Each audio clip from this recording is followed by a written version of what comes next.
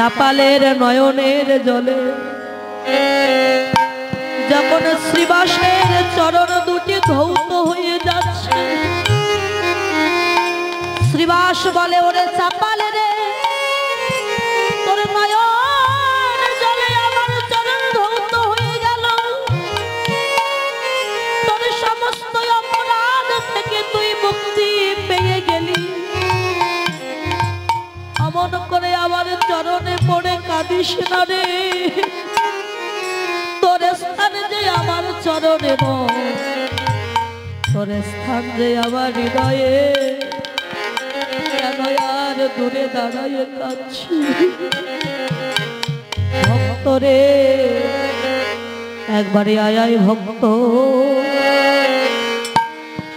ভক্ত আমার হৃদয়ে, তুই এসেছিস মা, দেখ না আমার সর্বঙ্গে এই গলা পচা কুষ্ঠ ব্যাধি ভরে গেল, কেন এমন হলো? চাপা, তুই আমার সন্তানের মতো, কোনো কাজে যাওয়ার আগে তুই আমার অনুমতি নিয়ে যাস, কিন্তু শ্রীবাসের গৃহে হরিনাম বন্ধ করতে গিয়ে তো আমার অনুমতি নিলি না বাবা। আমি যেভাবেই পূজা নেই না কেন, আমি যে শিবের স্ত্রী, শিব ঠাকুর হলেন আমার স্বামী পরম বৈষ্ণব, আমি বৈষ্ণবের স্ত্রী হয়ে আর একজনের বৈষ্ণব অপরাধ কি করে সহ্য করিব? যদি মুক্তি পেতে চাস, আগামীকাল যদি পারিস শ্রীবাসের চরণ ধরে ক্ষমা চেয়ে নিস, তোর গলা পচা কুষ্ঠ ব্যাধি থেকে তুই মুক্তি পাবি। আত্মহংকারে গর্বিত হয়ে চাপাল বললেন, কি আমি যাব ওই শ্রীবাসের পায়ে ধরতে? না না না, যত দুঃখ যত কষ্ট পাই না কেন ওই শ্রীবাসের পায়ে ধরবে না কোনোদিন এই চাপা। মন্দির থেকে ঘরে ফিরে গেছে, দুয়ারে দাঁড়িয়ে তার স্ত্রীকে ডাক দিয়েছে, নিস্তারিণী, দরজা খোলো নিস্তারিণী। এ কি স্বামী, তোমার সর্বঙ্গে এমন গলা পচা কুষ্ঠ ব্যাধি হলো কি করে? ওগো গ্রামবাসী, একবার এসে দেখে যাও আমার স্বামী কার সর্বনাশ করেছে, তার সর্বঙ্গে গলা পচা কুষ্ঠ ব্যাধি হয়েছে। ও স্বামী, এই গলা পচা শরীর দিয়ে তুমি কি আবার ওই ঘরে থাকবে না? নিস্তারিণী, তবে আমায় কি বল, কি করতে বলছো? আমি বলবো কেন? গ্রামের লোক বলছিল, দেখুন বাবা, গ্রামের লোক বলছিল তোমার গলা পচা শরীর নিয়ে ঘরে না থেকে যতদিন রোগটা ভালো না হয় ততদিন তুমি যদি একটু গোয়াল ঘরে গিয়ে থাকতে। নিস্তারিণী, তুমি আমায় গোয়াল ঘরে যেতে বলছো? রাগ করছো কেন স্বামী? রাগ করো না, আমি তোমার দেখাশোনা করব, আমি তোমায় দেখ, বেশ তোমাদের মঙ্গলের জন্য, তোমাদের সুখের জন্য আমি এই ঘর থেকে গোয়াল ঘরেও যেতে রাজি আছি। চলো আমায় নিয়ে চলো। নিয়ে গেছে গোয়াল ঘরে। বাবা সারাদিন একবার একটু দেখতেও যায় না তার স্বামী, জল পিপাসায় কণ্ঠ স্তব্ধ হয়ে যাচ্ছে। গোয়াল ঘর থেকে ডাক দিয়েছে, নিস্তারিণী, একটু জল দাও, নিস্তারিণী, একটু জল দাও, নিস্তারিণী, একটু জল দাও। নিস্তারিণী এসে বলে, এই যে ঘাটের মোড়া, জল চাইছো তো চিৎকার করবার কি দরকার? এই গ্রামের লোকে বলবে আমি নাকি স্বামী সেবা করি না। দাঁড়াও, জল দিচ্ছি।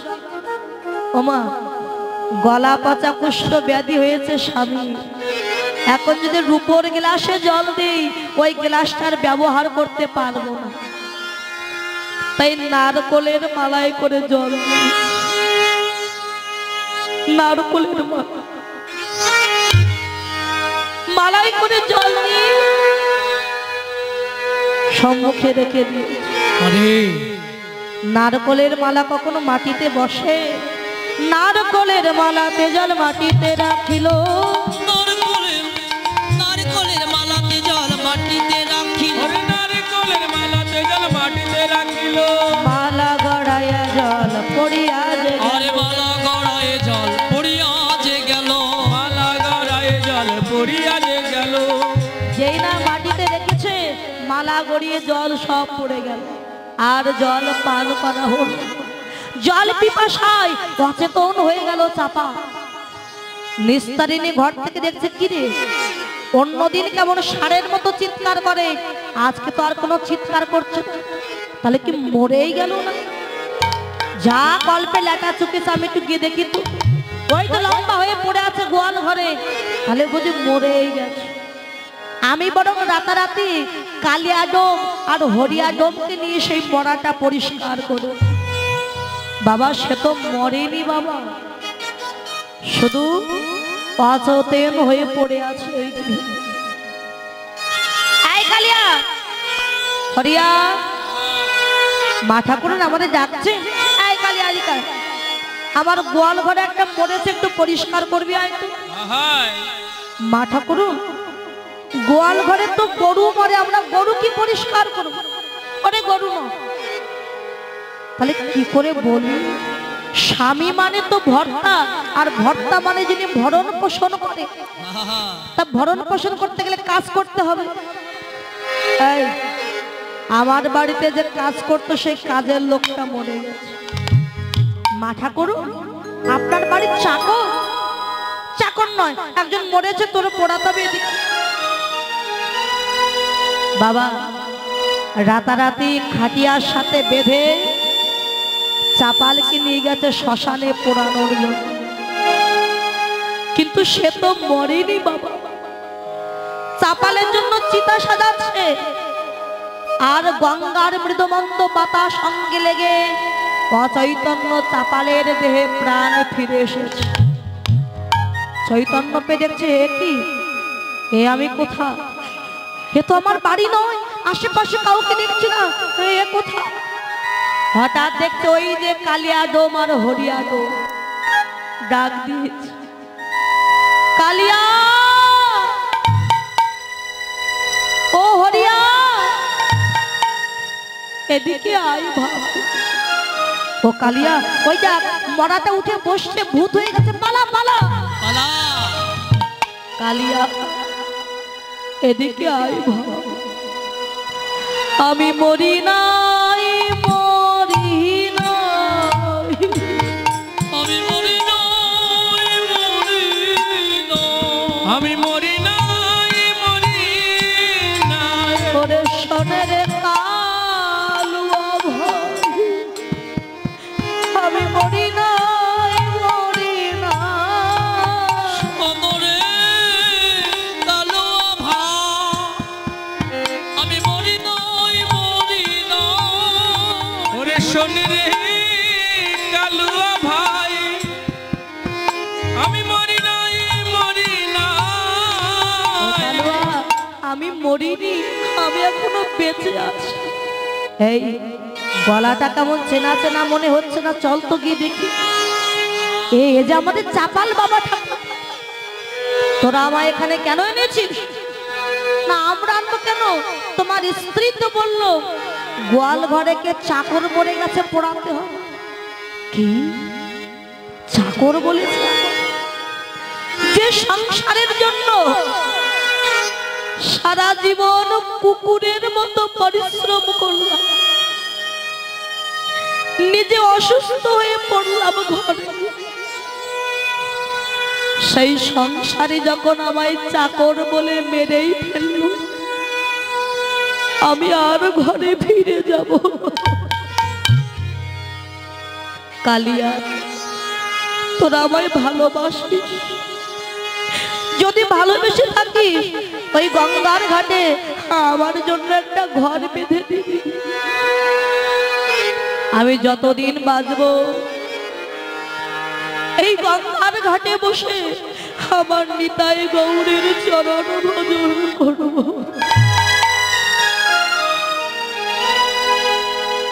গঙ্গার ঘাটে বসে নিতাই গৌরকে ডাকে কবে কৃপা হবে।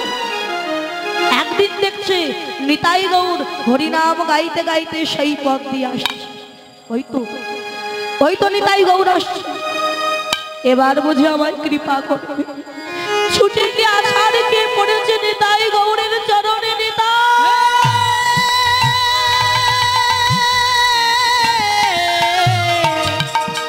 এবার আমায় করুণা করো নিতাই। ওগো নিতাই, ওগো গৌর, গ্রাম্য সম্পর্কে আমি তোমার মামা, লোক সব নিস্তারিতে তোমার অবতার, মই বড় দুঃখী, মনে করো উদ্ধার। চুপ করো, চুপ করো চাপা। মিষ্টি মিষ্টি কথা বলে তুমি আমার মন ভোলাতে পারবে না চাপা। তুমি যদি আমার কাছে অপরাধ করতে আমি ক্ষমা করে দিতাম, কিন্তু তুমি অপরাধ করেছো আমার প্রিয় ভক্ত শ্রীবাসের চরণ। মুক্তি যদি পেতে হয় যাও শ্রীবাসের চরণ ধরে ক্ষমা। এতদিন পরে হলো তার প্রথম অনুশোচনা।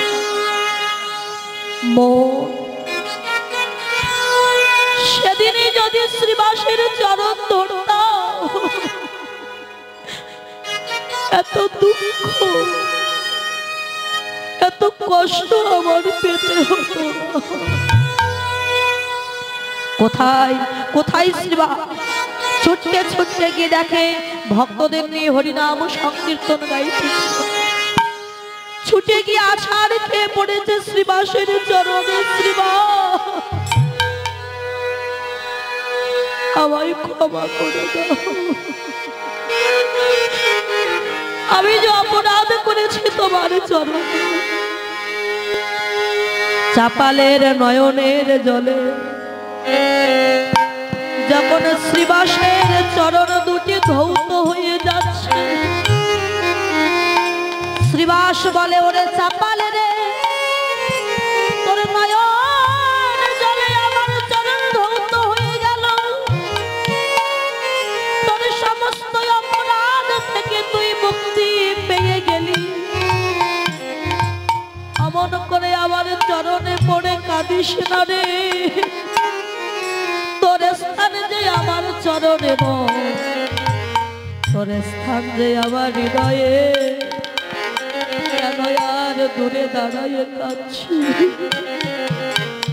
ভক্ত রে, একবারে আয় আয় ভক্ত, ভক্ত আমার হৃদয়ে।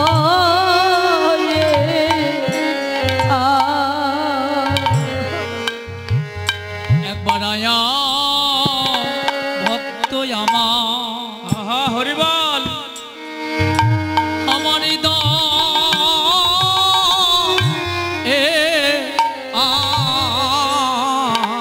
একবার আয়া ভক্ত আমার। হরিদাই গৌর হরিব, আমার হৃদয়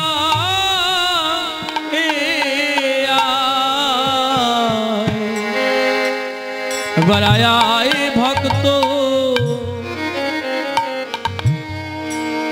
আমার হৃদয় আমার তাপিত পারা,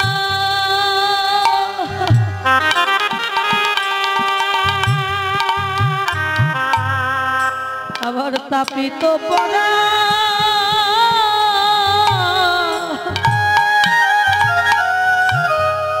আমি শীতল করি। একবারে আয় ভক্ত আমার, আমার হৃদয়ে। আমার তাপিত পরা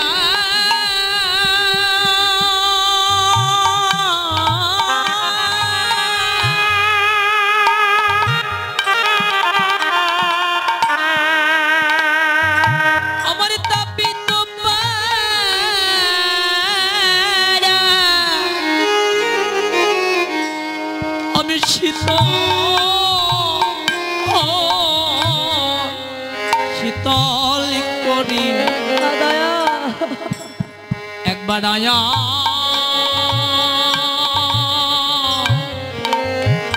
আয়াই ভক্ত ভক্ত সঙ্গ ওরে আমার এমন ভাগ্য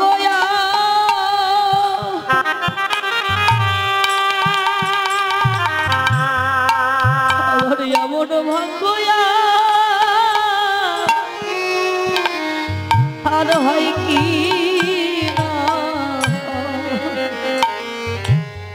একবারে আয়াই ভক্ত হৃদয়ে জানি না এমন ভাগ্যয়া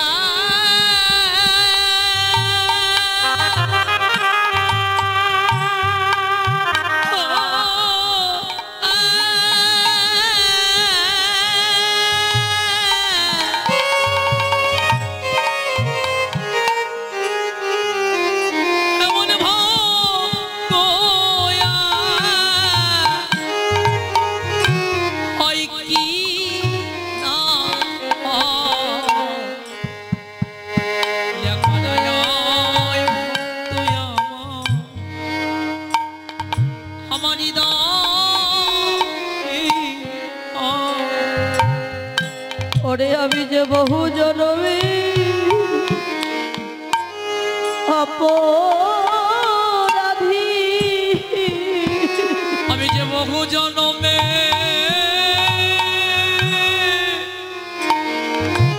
অপরাধী আমি যে বহু জনমে অপরাধী অতির চরণ বিনা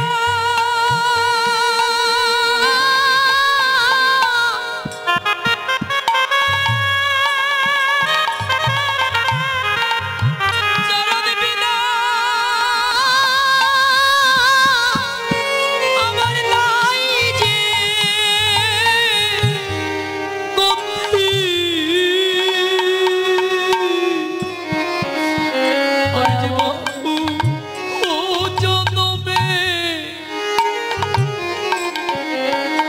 আমি অপরাধী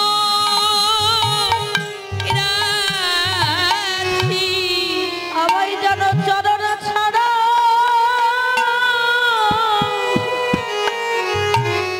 করো না গো। আমায় যেন চরণ ছাড়া ওরে করো না গো। যেন ওই চরণে আমার থাকে মতি আমায় চরণ ছাড়া করো না গো। আমার ওই চরণে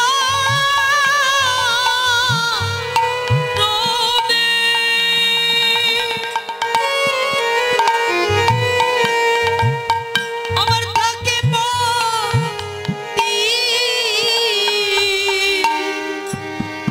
আমায় যেন চরণ ছাড়া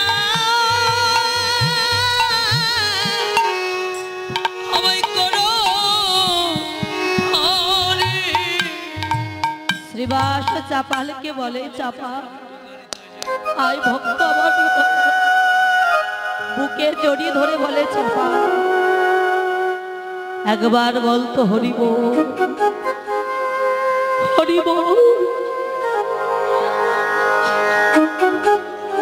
যেই না চাপালকে বুকে জড়িয়ে ধরে ভক্তকে একবার পরশ পেয়েছে চাপাল, বৈষ্ণবের পরশ পেয়েছে। বৈষ্ণব শ্রীবাসের মতো বৈষ্ণবের কৃপায় হরিনামের কৃপায় দেখতে দেখতে চাপালের সর্বাঙ্গ থেকে ওই গলা পচা কুষ্ঠ ব্যাধি যেন আপনা হতে দূরীভূত হয়ে গেল। এই তো আমার সর্বব্যাধি থেকে আমি মুক্তি পেয়ে গেছি। এই ব্যাধি ব্যাধির জন্য কত কষ্ট পেয়েছি আমি, আজ হরিনামের কৃপায় যে ব্যাধি থেকে মুক্তি পেয়েছি, আজ থেকে হরিনামে আমার জীবন, হরিনামে আমার মরণ। ওই কৃষ্ণ নাম বিনা আমি আর কিছু জানি না। চাপা, তুমি তো সুস্থ হয়ে গেছো, ঘরে ফিরে যাও না। শ্রীবাস, আমি এই মায়ের সংসারে আর ফিরে যাব না। নিতাই গৌর এসে বলে, চাপা শ্রীবাসের কৃপা পেয়েছো, গলা পাতা কুষ্ঠ ব্যাধি থেকে মুক্তি পেয়েছো, এবার তুমি ঘরে ফিরে যাও। যে সংসার আমায় পড়া বলে মেনেই ফেলেছি, ওই সংসারে আমি প্রভু গো, আমি এসেছি যখন তোমার রাঙা রাতুল চরণে,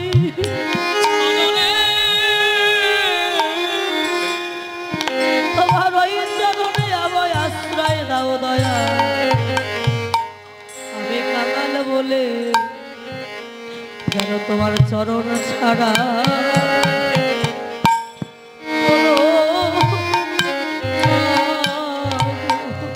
আমায় চরণ ছাড়া আমায় করা না গো, আমায় যেন চরণ ছাড়া করো না গো। দেখো তোমার